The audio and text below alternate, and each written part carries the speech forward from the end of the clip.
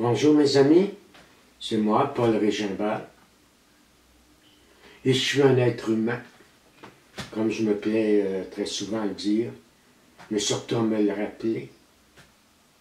Dans être humain, il y a « je suis un être », hein? Une entité spirituelle, à l'image et à la ressemblance de Dieu.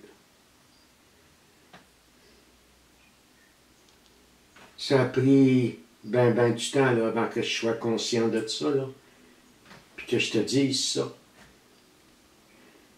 Ça a été toute une démarche en plure d'oignon, tu sais. Parce que pour moi, une démarche spirituelle, une démarche de croissance personnelle et tout ça, ça ne se limite pas à... que le but fondamental pour moi, c'est pas de ne plus souffrir, mais c'est d'être heureux. Cesser de souffrir en étant le premier pas, la première couche de l'oignon, si tu veux. Je suis à l'image et à la ressemblance de Dieu. Et ça, j'en suis très conscient. Ce n'est pas un discours intellectuel comme ça. C'est quelque chose qui découle d'un éveil, d'un réveil spirituel, d'un contact conscient. Je suis aussi conscient de ça que je suis conscient que j'ai deux mains. Bien entendu, quand je te dis « je suis un être spirituel à l'image et à la ressemblance de Dieu », pardon, ben je ne suis pas tout seul, toi aussi, les autres avec.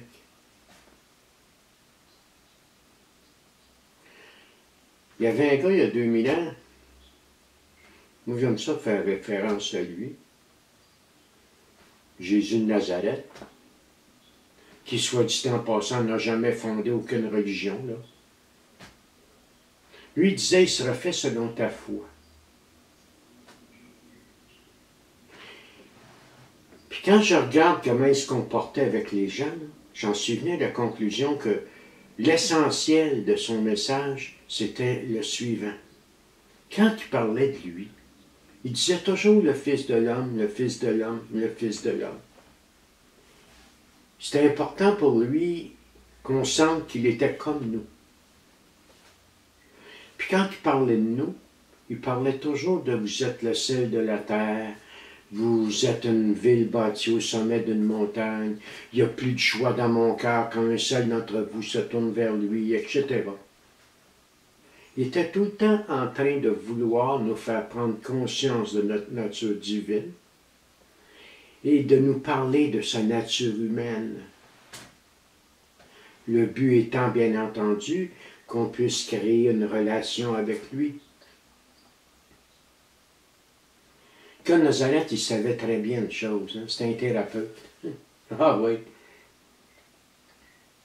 Lui était convaincu, et j'en suis convaincu aussi d'ailleurs, que la journée où un être humain prend conscience de sa véritable valeur, la journée où il réalise dans le fond de son cœur qu'il est un être divin, cette personne-là ne se nourrira plus de n'importe quoi, et cette personne-là ne se fera plus vivre n'importe quoi. Et en même temps, elle ne fera plus vivre n'importe quoi aux autres, car bien entendu, s'étant aperçue, s'étant vue dans sa nature divine, elle voit aussi les autres dans leur nature divine. Je m'appelle Paul et je suis à l'image et à la ressemblance de Dieu avant d'être dans ce corps. Donc avant d'être Paul, l'être humain que je suis.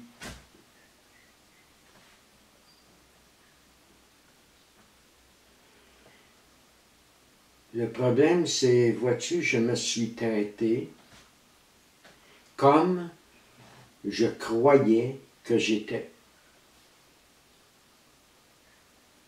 T'es un petit enfant battu, fait que j'ai pas beaucoup de valeur. Je suis un petit enfant méchant à ce qu'on dit, tannant, pas satisfaisant pour ses parents. Donc, je me suis comporté dans l'ignorance de ma véritable nature. Et à cause de cela, je ne peux pas m'en tenir rigueur. Je ne peux pas m'en tenir rigueur, ça ne signifie pas que je vais continuer à me comporter comme tel.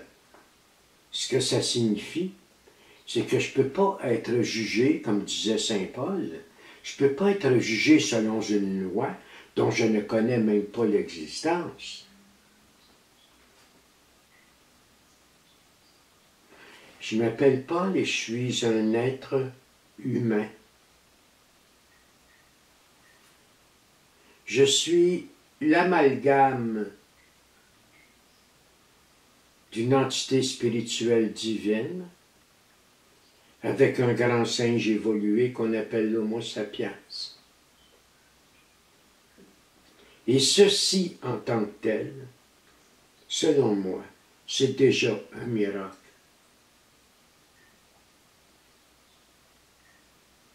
C'est tellement précieux.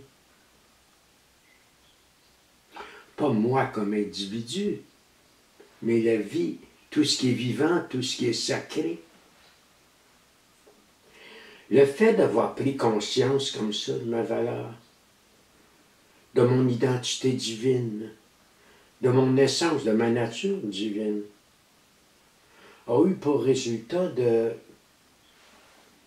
transformer complètement l'opinion que j'avais de moi-même.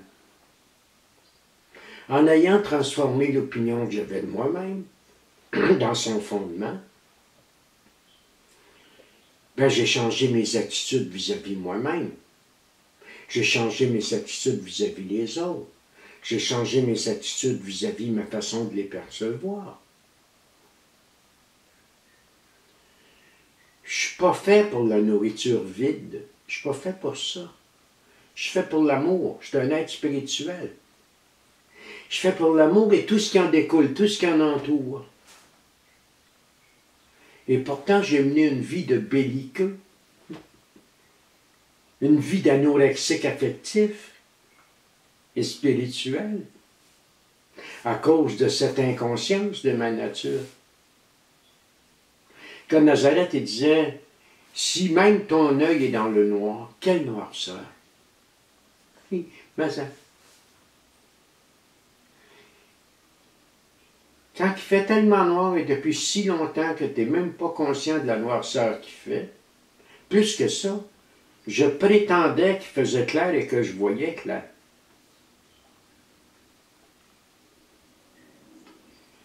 Cette conscience de ma nature divine m'amène à faire des choix d'héritier du royaume, pas des choix de valet de pied.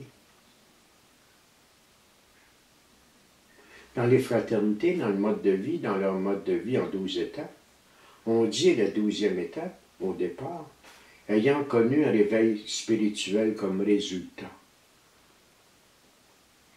Le réveil spirituel est le résultat d'une démarche.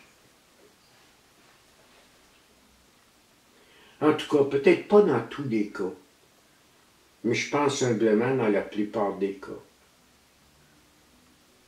C'est le résultat d'une démarche qui n'a pas toujours été aisée. Hein? C'est la parabole de l'enfant prodigue. Je vous l'ai dit l'autre jour, hein? On va la faire ensemble en vidéo. Pour que je puisse me retrouver, il a fallu que je me quitte. Il a fallu que j'aille compulser à satiété. Il a fallu que j'aille réduire à néant mes illusions par une expérience. Une expérience bien malheureuse qui, par la force des choses, a fait en sorte qu'il a fallu que je revienne à moi. Revenir à moi, ça goûtait bon, même si c'était difficile. Puis j'ai décidé, moi, dans mon cas, de ne pas arrêter la démarche. Ne pas me contenter de ne plus souffrir. Je désirais sincèrement aller à ma rencontre la plus profonde. Et en me cherchant, j'ai trouvé Dieu. Puis je me plais à dire ça, moi, des fois en conférence. Cherche pas Dieu au bout du monde. Dieu, il n'est pas perdu. C'est toi qui es perdu. Trouve-toi, tu vas trouver Dieu.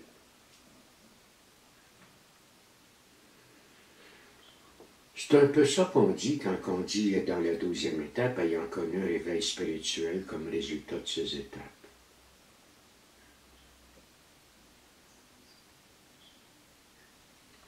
Je suis une entité spirituelle, divine, à l'image et à la ressemblance de Dieu.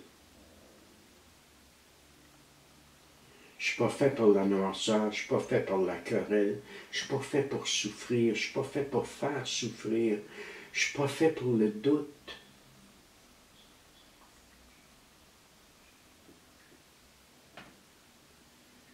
J'ai pris conscience de qui j'étais et ça a complètement transformé ma vie.